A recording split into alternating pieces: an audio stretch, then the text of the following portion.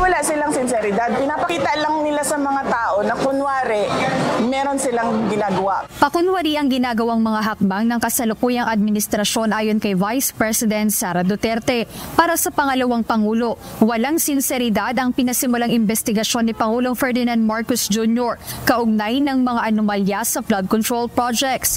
Ito ay matapos aniyang hayaan ng pamahalaan ang malalaking personalidad na takasan lang ang issue. Isa sa mga examples na masabi ko sa inyo na wala talaga silang sinseridad sa investigasyon sa flood control.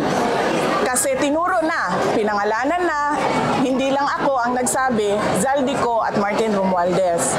Si Zaldico, hinayaan nilang umalis ng bansa. Si Martin Romualdez, hinayaan nilang mag-resign. Nag-resign naman na, so tapos na ang usapan. Dagdag pa ni VP Duterte sa kanyang pananaw ay naghahanda lang ang mga mambabatas para sa hatian ng 2026 budget at upang makapagplano sa gagawin nila sa 2028 national elections. Bukod dito, nanghihinayang si VP Sara na kahit siya ang pangalawa sa pinakamataas na posisyon sa gobyerno ay tila isinasantabi ang kanyang desisyon para sa bansa.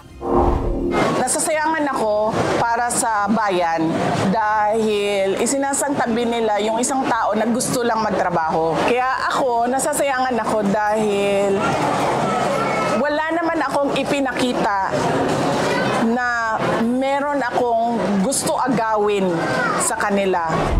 Hindi rin maunawaan ni VP Sara kung ano ang ikinababahala ng administrasyon sa kanya. Wala silang dapat ika-insecure sa akin pero hindi ko alam kung ano ang iniisip nila.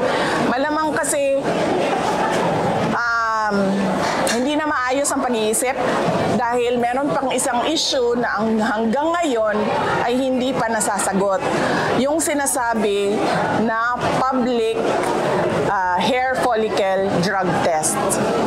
So yan na lang yung explanation ko kung bakit ganyan sila mag-isip. Bakit parang hindi normal? Jedne Resina, UNTV News and Rescue. Diyos ang aming sandigan, serbisyo publiko ang aming pinahahalagahan.